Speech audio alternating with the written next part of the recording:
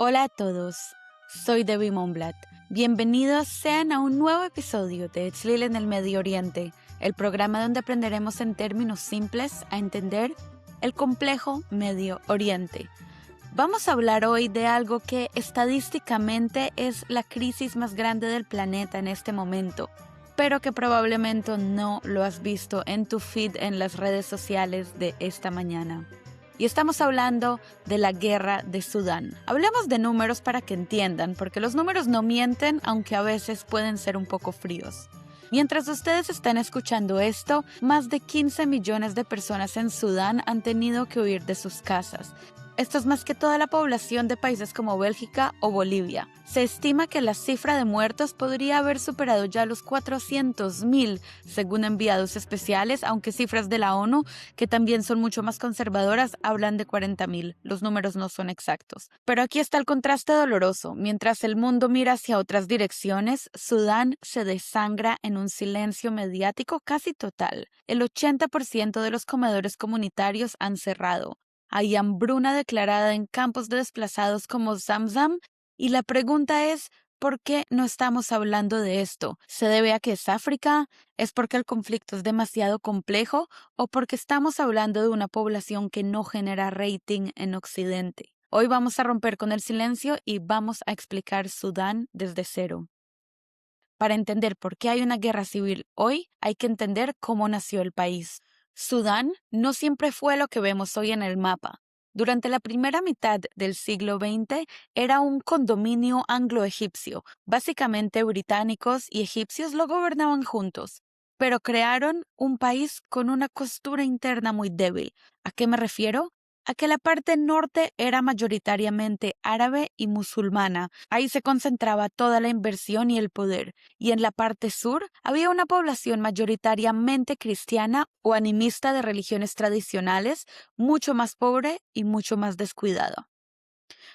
Cuando llegó la independencia en 1956, los británicos decidieron unificar ambas partes de golpe, entregando así casi todo el poder a las élites árabes en Jartum, en el norte. Los del sur, lógicamente, sintieron que pasaban de ser colonizados por Londres a ser colonizados por sus propios vecinos. El conflicto empezó incluso antes de que Sudán fuera oficialmente un país independiente.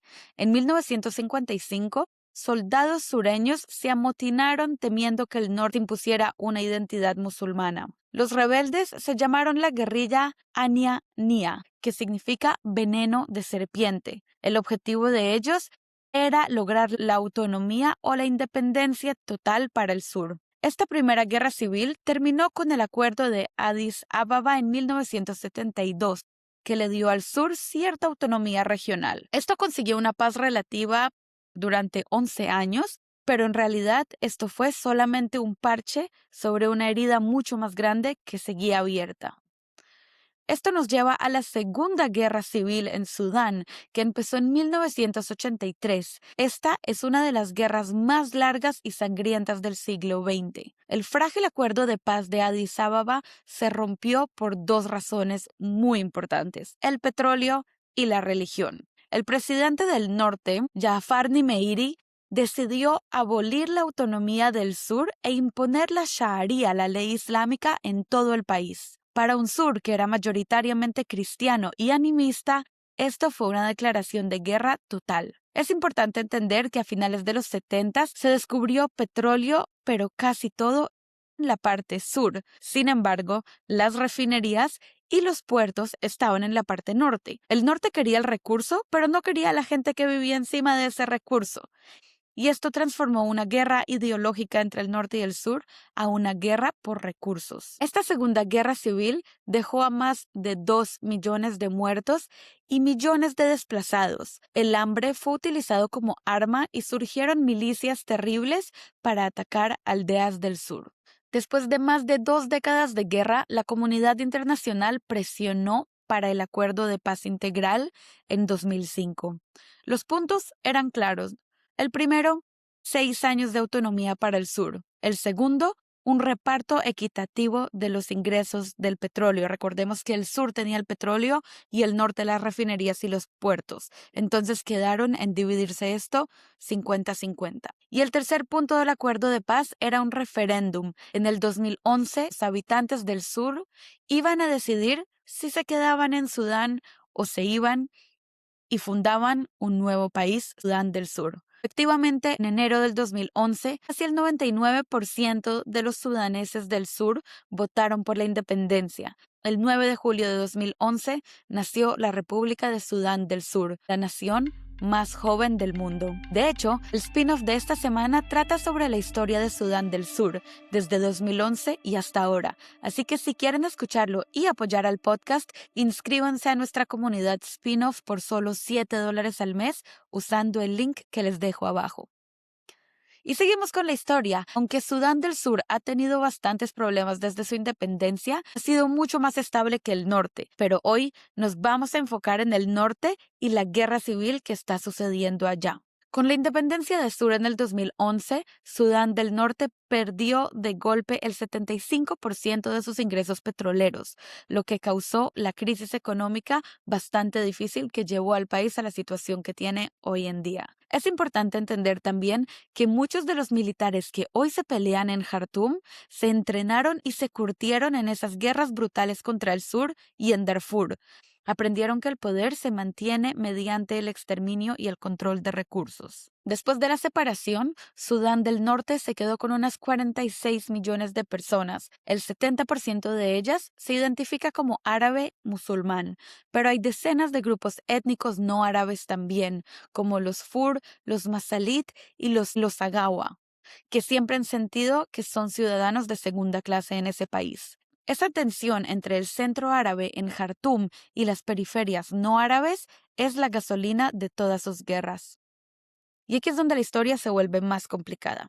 Durante 30 años, Sudán fue gobernado por un dictador llamado Omar al-Bashir. Era un dictador duro y buscado por la Corte Penal Internacional. De hecho, él fue el primer jefe de Estado activo con una orden de captura de la Corte Penal Internacional. Se le acusaba de orquestar una campaña de exterminio en la región de Darfur a partir del 2003 y enfrentaba cargos por genocidio, crímenes de lesa humanidad y crímenes de guerra. Según la corte, Bashir intentó destruir a los grupos étnicos Fur, Masalit y Sagawa, y no solo mediante matanzas directas, sino también a través del uso sistemático de la tortura, violaciones masivas y la destrucción de recursos vitales para forzar el hambre y el desplazamiento de millones de personas. El mecanismo de horror se basó en el apoyo estatal de las milicias Janjaweed, que bajo la supervisión de Bashir ejecutaron una limpieza étnica brutal mientras el ejército oficial bombardeaba desde el aire. Es importante entender que para mantenerse en el poder, Bashir creó un sistema de divide y vencerás. No tenía uno, sino dos brazos armados. Por un lado, el SAF, las Fuerzas Armadas Sudanesas, el ejército oficial, liderado hoy por el general Burhan, y representaban el Estado tradicional. Y por el otro lado, al-Bashir creó las RSF, las Fuerzas de Apoyo Rápido, un grupo paramilitar que nació de las temidas milicias de Janjaweed, las mismas que cometieron el genocidio en Darfur, y su líder es Mohamed Hamdan Dagalo, alias Hemeti. Hemeti no es un militar de carrera. De hecho, él empezó vendiendo camellos y luego se hizo intensamente rico controlando las minas de oro en Darfur durante la época del genocidio. En fin, en el 2019 el pueblo de Sudán salió a las calles en una revolución pacífica en contra del dictador Omar al-Bashir. Querían democracia y una mejor situación económica. Burhan y Hemdeti, las cabezas de sus dos grupos armados, viendo que el barco de Bashir se hundía, se unieron al pueblo y le dieron un golpe de estado a su propio jefe y prometieron una transición democrática. Pero como era de esperar, en el 2021 le dieron un golpe de estado al gobierno civil que ellos mismos habían ayudado a instalar y llegaron a la situación que tenemos en este momento. Y se preguntarán, ¿cómo llegamos entonces a la guerra actual que empezó el 15 de abril del 2023? Imagínense a dos hombres que controlan un país y no quieren soltar el poder. El plan era fusionar a los paramilitares de las RSF dentro del ejército oficial.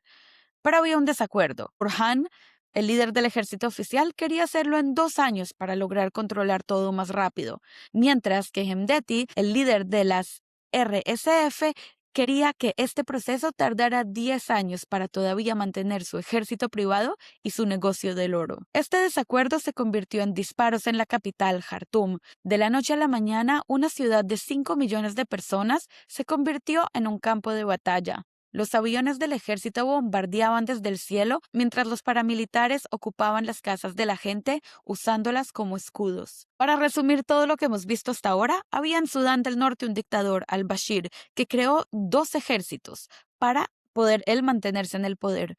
Cuando el pueblo quiso hacer una revolución, estos 2 ejércitos se rebelaron también contra el dictador y le hicieron un golpe de estado. Y ahora estos 2 ejércitos se pelean por el poder y el país está partido en dos. El ejército tradicional, el SAF, bajo el mando de Burhan, controla el oriente del país y el puerto principal, Port Sudán. Y las RSF, las fuerzas de apoyo rápido bajo el mando de Hemedti, controlan la mayor parte de Occidente, Darfur, y una gran parte de la capital, Jartum. Han creado incluso 2 gobiernos paralelos, lo que hace temer que Sudán se convierta en una nueva Libia o se divida otra vez. Es fundamental entender que aunque ambos líderes son árabes y musulmanes, sus mundos son totalmente opuestos. Y les explico por qué. Abdel Fattah al-Burhan, el líder del ejército tradicional, no es solo un militar, es el heredero de un sistema.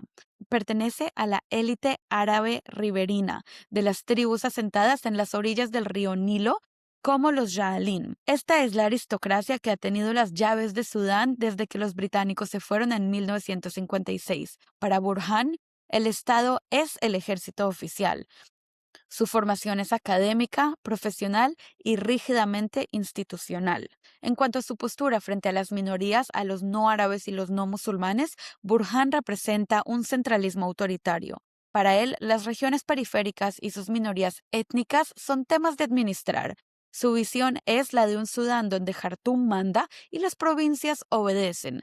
No busca necesariamente el exterminio por odio racial personal, sino que usa la represión como herramienta de orden estatal. Si una minoría se rebela, el ejército la aplasta para mantener la unidad del sistema que su casta controla. En la otra esquina tenemos a Hemedti, que representa a los árabes nómadas del desierto. A pesar de compartir la fe musulmana y la lengua árabe con Burhan, en la jerarquía social de Sudán, Hemedti siempre fue visto por la élite de Jartum como un pastor de camellos sin educación. Es un outsider que se abrió paso a base de fusil y comercio de oro, convirtiéndose en uno de los hombres más ricos de África. Su postura frente a las minorías es mucho más cínica y peligrosa. Por un lado, usa el discurso populista, le dice a las minorías marginadas que él es uno de ellos y que está luchando para derrocar a la élite racista de Burhan. Sin embargo, en la práctica, sus fuerzas, las RSF, han ejecutado los actos más atroces de limpieza étnica y genocidio contra los grupos no árabes en Darfur, como los Masalit. Hemedti no quiere democratizar el país para las minorías, quiere reemplazar a la vieja élite del Nilo por su propia élite del desierto. Lo que estamos viviendo hoy en Sudán es una guerra civil dentro de la identidad árabe del país. Es la élite urbana del centro contra los guerreros nómadas de la periferia. Mientras Burhan bombardea desde el cielo intentando preservar un estado que se desmorona, Hemedti avanza por la tierra con una fuerza paramilitar que actúa como un ejército de ocupación. En esa pelea de egos y linajes, las minorías étnicas no árabes quedan atrapadas en medio. Son las víctimas del genocidio de la RSF y los daños colaterales de los bombardeos del ejército tradicional. Lo que está pasando en la región de Darfur es aterrador. Las RSF y milicias árabes aliadas están siendo acusadas de limpieza étnica y genocidio contra las comunidades no árabes. Esto ha dejado a 11 millones de desplazados internos, 3,5 millones de refugiados en el exterior y 25 millones de personas que se encuentran en un estado de inseguridad alimentaria aguda. 75% de los hospitales están fuera de servicio y hay reportes muy preocupantes de violaciones sexuales masivas y el hambre usadas como arma de guerra. En sus ciudades como el Fasher, el asedio ha sido brutal también. Las RSF bloquearon la comida y el agua para rendir a la ciudad. Es lo que los expertos llaman la militarización del hambre. Esta no solo es una pelea interna, hay muchos actores internacionales metiendo ahí mano, y no precisamente para ayudar a la paz. Entonces entendamos, ¿quién apoya a las RSF, a los paramilitares? Principalmente los Emiratos Árabes Unidos. Aunque ellos lo nieguen, hay informes de la ONU y Reuters de febrero de 2026 que muestran que usan bases en Etiopía y rutas por Chad para enviar armas. ¿Cuál es su motivación? El oro. Sudán es uno de los mayores productores de oro de África y mucho de este oro termina en los mercados de Dubái. Ahora, ¿quién apoya al otro lado, al ejército tradicional? Pues Egipto, que quiere estabilidad en su frontera sur y control sobre el río Nilo. También el ejército tradicional ha recibido drones de Irán y apoyo de Turquía. El apoyo de estos dos países responde principalmente a la ubicación estratégica de Sudán en el Mar Rojo, una de las rutas comerciales más vitales del planeta. Para Irán, esta alianza representa una oportunidad crítica para romper su aislamiento internacional y buscar el establecimiento de una base naval en Port Sudán, lo que le permitiría proyectar su poder naval frente a sus rivales del Golfo. Ambos países ven en el general Burhan al único actor capaz de garantizar un Estado centralizado que frene la expansión de las RSF, las cuales son financiadas por los Emiratos Árabes Unidos, un competidor geopolítico directo tanto de Ankara como de Teherán en la lucha por la hegemonía en África y en el mundo islámico. Además del tablero político, el conflicto se ha convertido en una plataforma de exhibición para la tecnología militar tanto de Irán como de Turquía. Turquía ha suministrado drones de última generación como los Bayraktar TB2 y los A-15 para asegurar sus masivas inversiones en infraestructura y en agricultura en Sudán, mientras que Irán ha enviado drones Muhajir 6 que han sido decisivos para que el ejército recupere terreno en las ciudades clave durante los combates de los inicios de 2026. El respaldo de Ankara y Teherán no es un gesto de caridad, sino una apuesta estratégica para asegurar que la llave del comercio marítimo y la influencia en el Cuerno de África permanezcan en manos de un aliado tradicional y no bajo el control de paramilitares vinculados a sus rivales. Rusia también juega en ambos bandos, apoya oficialmente al ejército tradicional, pero también sus mercenarios del grupo Wagner tienen negocios de oro con las RSF. Sudán es hoy el recordatorio de lo que sucede cuando el mundo decide mirar a otro lado.